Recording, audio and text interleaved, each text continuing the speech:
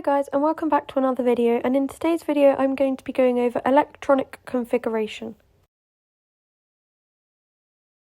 This is a very important topic, and it is really important that you understand this because this is quite common and will definitely come up in your exams. The first thing that we need to know is that the first shell has 2 electrons in it.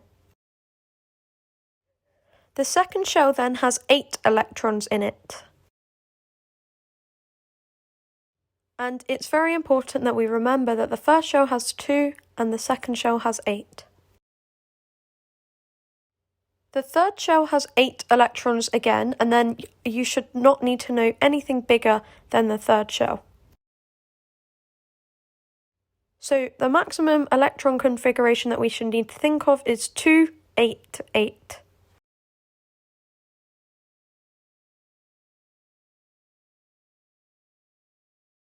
So first let me explain an example of electronic configuration because it can be confusing to begin with. Now, need I point out, but you do not need to draw the protons and neutrons in the nucleus. The only reason I'm doing this is just so that you know that they are there, but most of the time you won't need to draw them. The most important thing about an atom is the electronic configuration, which are in the rings around it, otherwise known as orbitals. So far I have drawn the positive protons in red and the neutrons in yellow, and now I have just drawn the electrons around the outer shell in black crosses. The atom that I have drawn is a helium atom.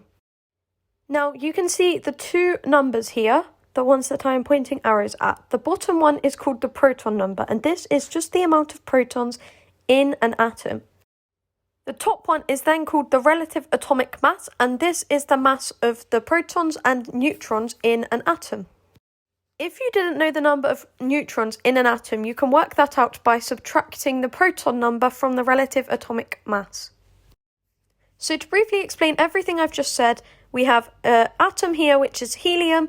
It has 2 positive protons and 2 neutrons in its nucleus, and the electrons orbit it in outer shell orbitals.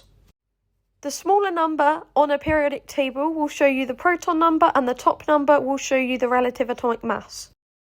An important point to note is that every atom has the same number of electrons and protons. However, they can have a different number or the same number of neutrons. Now, this is a good table to revise from. You should be able to name all of these things easily. So perhaps write this one down now, maybe fill it in before I fill it in. And let me know in the comments below if you got it right. So first of all, we're starting off with the charge of a proton. The charge of a proton is +1, an electron is -1, and a neutron is 0. The next thing that we're going to look at is the mass. The mass of a proton is 1. The mass of an electron is 1 over 1840. You can also write this as very small or 0. The mass of a neutron is 1. The location of a proton and a neutron is in the nucleus, and an electron is located in the orbitals or the shells around the nucleus. Now I'm going to do another example with you before I give you 3 examples to try for yourself. First, we are going to write the electronic configuration. The electronic configuration for this sodium atom is 2, 8 and 1, because 2 plus 8 plus 1 equals 11. The next thing that we are going to do is draw the electronic configuration. So as you can see, I've drawn 3 outer shells and the nucleus in the middle. This is because we have 2 in the first shell, 8 in the second shell, and then 1 in the next shell. Another thing to mention here that is however many electrons an atom has in the outer shell is the corresponding group that they are in. So if an atom had 3 electrons in its outer shell, it would be in group 3. If it had 5 electrons in its outer shell, it would be in group 5. And that just carries on down the groups. So here, just to go over it again, we have 2 electrons in its first shell, 8 in its second shell, and in the third shell there is 1. And again, 2 plus 8 plus 1 equals 11. Now I'm going to test to see if you have learnt your stuff from this video. So I'm going to give you 3 atoms of your own to write down. So pause the video now and then I'll go over them and you can see if you got them right.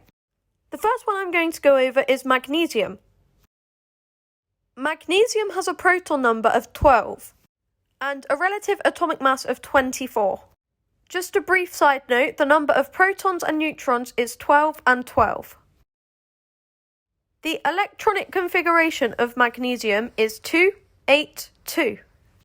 And we can draw this as follows: 2 electrons in the first shell, 8 in the second shell, and 2 in the final shell. And that would make magnesium in group 2. The next one I gave to you was beryllium.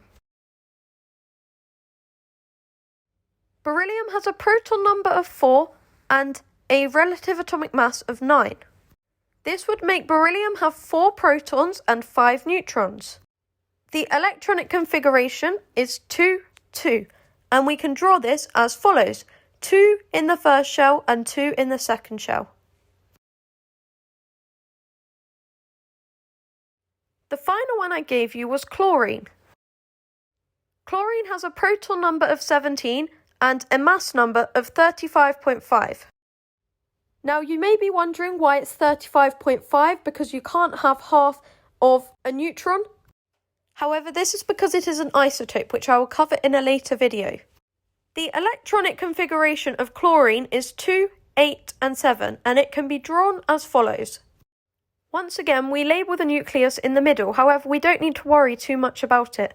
We then have 2 electrons in the first shell, 8 in the second shell and 7 in the last shell. This means that chlorine is in group 7 on the periodic table.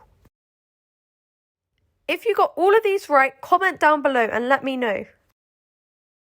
And that is the end of today's video. I hope that you found it helpful and that you now understand how to do electronic configuration. Like and comment and subscribe if you're new.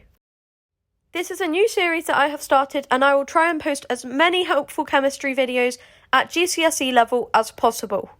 Comment below if there are any other topics that you would like me to cover.